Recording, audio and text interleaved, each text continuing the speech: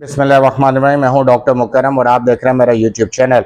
आज जिस डिजीज़ को बारे में आपसे डिस्कस करूंगा और उसकी बेस्ट होम्योपैथिक मेडिसिन बताऊंगा वो है बैक स्ट्रेनिंग। बैक स्ट्रेनिंग का मतलब कमर का मोच है, यानी कमर में बार बार मोच आ जाना। ऐसी मोच जो कि आपको मुकम्मल तौर पे पैरालाइटिक यानी कि फालिज ज़्यादा कर देती है। कमर की मोच बार बार आना आज हमारी वीडियो का टॉपिक है और हम इसके बारे में बात करेंगे। जब कमर में मोच आती है तो इसमें शदीद कमर दर्द होना शुरू हो जाता है, यानी इतना शदीद होता है कि मरीज़ जिस पोजीशन में होता है उसी पोजीशन में वो स्टिल हो जाता है, रुक जाता है।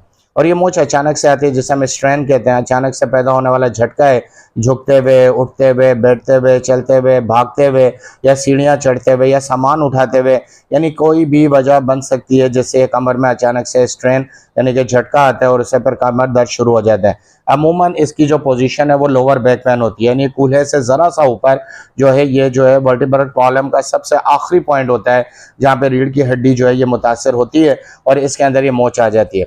बाज़ लोगों में ये बार बार आना शुरू हो जाती है, हर थोड़े अरसे के बाद आती है, 3-4 दिन का उन्हें रेस्ट करना पड़ता है, फिर आ जाती है। और ये हिस्सा कमर का निचला हिस्सा जो कूल्हे की हड्डी के ऊपर या कूल्हे से थोड़ा सा ऊपर है बहुत ज़्यादा कमज़ोर हो जाता है। अब मोच कब आएगी ये पता ही नहीं चलता। कुछ अलामात हैं इस मोच को जिससे हम जब मोच आ जाती है फिर क्या होता है। नंबर 1, आपकी मूवमेंट टोटल बंद हो जाती है, आपके हाथ पैर नहीं हरकत करते, आप बेड पर लेट जाते हैं और ज़रा सी मूवमेंट भी आपको बहुत ज़्यादा कमर में दर्द देना शुरू कर देती है। आप जिस पोजीशन में होते हैं उसी पोजीशन में रुक जाते हैं, यानी जिस पोजीशन में आपको मोच आती है आप उससे उठ नहीं सकते, आप आवाज़ देते हैं, दूसरा कोई आके आपकी मदद करता है और आपको उस पोजीशन से उठाता है।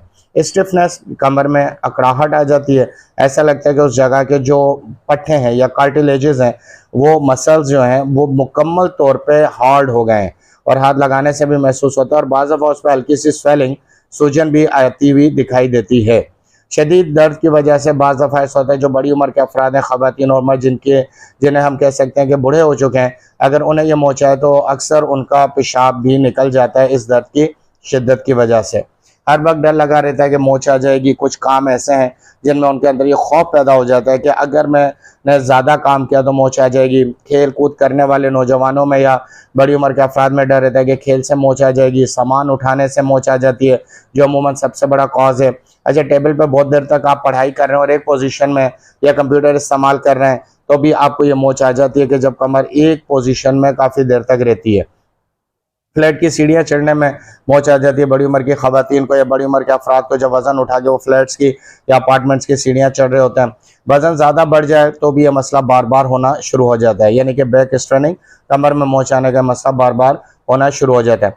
तवील अरसे तक आप किसी बीमारी में मुब्तला रहे हैं, उसकी वजह से आपके जिस्म में विटामिन, कैल्शियम की कमी हो गई है, खून की कमी हो गई है, रेड ब्लड सेल्स कम हो गए हैं या मेनोपॉज होने के बाद रेड ब्लड सेल्स कम है, तो ये भी वजूहत बनती हैं आपको बैक स्ट्रेन यानी कमर में बार बार मोच आने की। ये जितनी अलामत आपको बता रहा हूँ इन सब को कवर करने वाली आपको मैं होम्योपैथिक मेडिसिन बताऊंगा ताकि ये सारी चीज़ें, आपके विटामिन की कमी, खून की कमी, कैल्शियम की कमी, कमज़ोर कमर, मसल्स वीकनेस, ये तमाम तरह अलामत वो होम्योपैथिक मेडिसिन रिकवर करेंगी और आपको इस कमर की मौत से निजात दिलाएंगी।